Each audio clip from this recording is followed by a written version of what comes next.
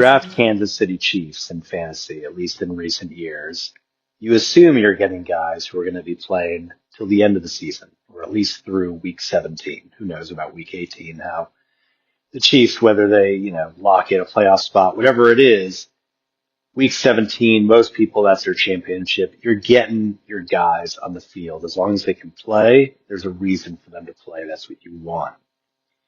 2014 was the last time that they missed the playoffs. And even then, in the final week of the season, they played the Chargers. The Chargers had a win and they're in situation against the Chiefs.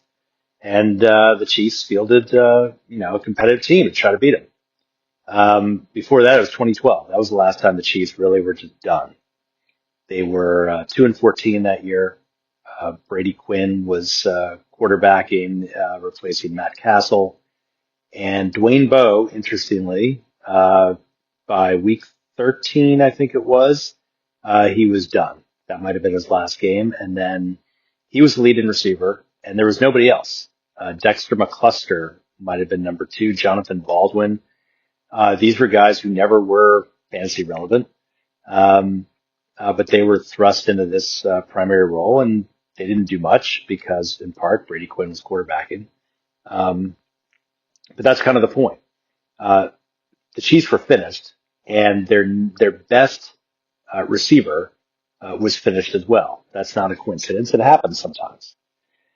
The Chiefs right now are 5-5, and they're playing one of the best teams in the league, the Colts.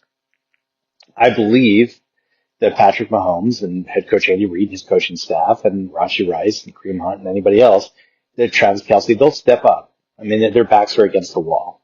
Earlier this year, they lost their third straight regular season game, dating back to the final regular season game of last season.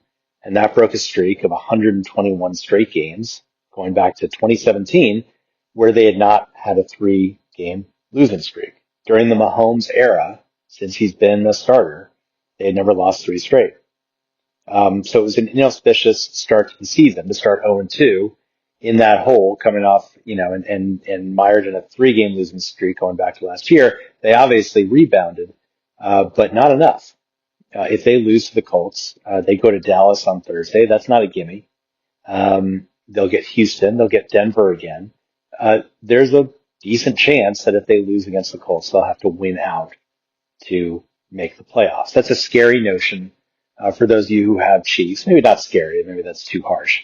It could be worrisome that you might find yourself with the Chiefs playing in the championship game for your fantasy league against Denver in a game where the Chiefs, there is a chance they'll be out of postseason contention. They'll probably still be in contention, but if they lose against the Colts, and let's say they lose against Dallas or Houston, now you're looking at a 7-loss team where they don't have any room for error. There is some possibility, remote as it is, that in the championship game they might be finished. We'll see. Right now, they're a team that you can only trust 3 guys. And that also is a scary thought, that you have Mahomes, who's been struggling. Again, I've talked about this before. I traded him a few weeks ago for Jackson Dart and T. Higgins. It seemed ridiculous at the time because Mahomes was the overall QB1.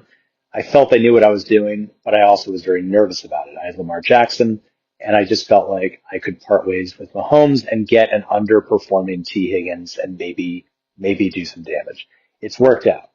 Mahomes has a pretty tough schedule in the second half of the season, and that is borne out. Rashee Rice is dependable. Travis Kelce is playing some of his best football in the last couple of years. And I think he's now the TE3, the number 3 fantasy scoring tight end. Xavier Worthy, not reliable. Hollywood Brown, not reliable. Decent enough, but if you're starting him, you're rolling the dice. If Isaiah Pacheco, when he comes back, not reliable. Kareem Hunt, he needs to score, essentially. So the Chiefs already are in this position where there's only 3 guys that you can rely on. One of them is a 36-year-old tight end. And so you're banking on the fact that Kelsey's going to play the rest of the season. something that is unrealistic, even if the Chiefs were cruising for a wild card spot. And if they were right now 7-5 or 8-4, let's say, and they were in pretty good shape, it would still be a question mark whether Kelsey was going to finish the season or whether at some point they'd put him on ice and get him ready for the actual playoffs when it matters most. This is why drafting players, it's a little more risky when you draft players on teams that are going nowhere because you don't know if you're going to have them for the fantasy playoffs.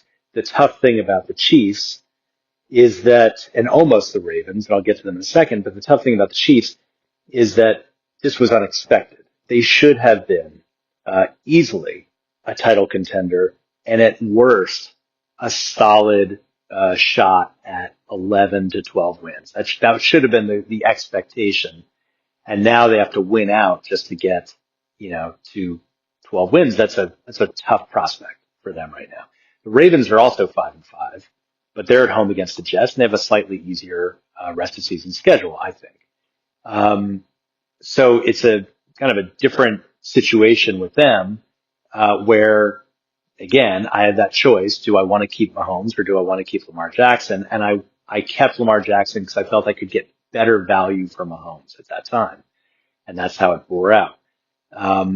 But look, this is the nature of fantasy right now, where you are not just rooting for players, you're also rooting for teams. I don't want to sound the alarm too much. It is just something to consider that if they lose against the Colts, then Thursday, Thanksgiving, that game in Dallas becomes essentially a must-win game. Because being 5-7 at that point, you might start to see the cracks of a team that no longer feels they are good enough to get to the postseason or at the very least to win a title. And at what point after that, if they lose one of their next two games, do you not get them when it matters most in the championship? I'm BJ Riddell, Fantasy Football for Winners. Follow me on the blog. Email me anytime. We'll see you tomorrow.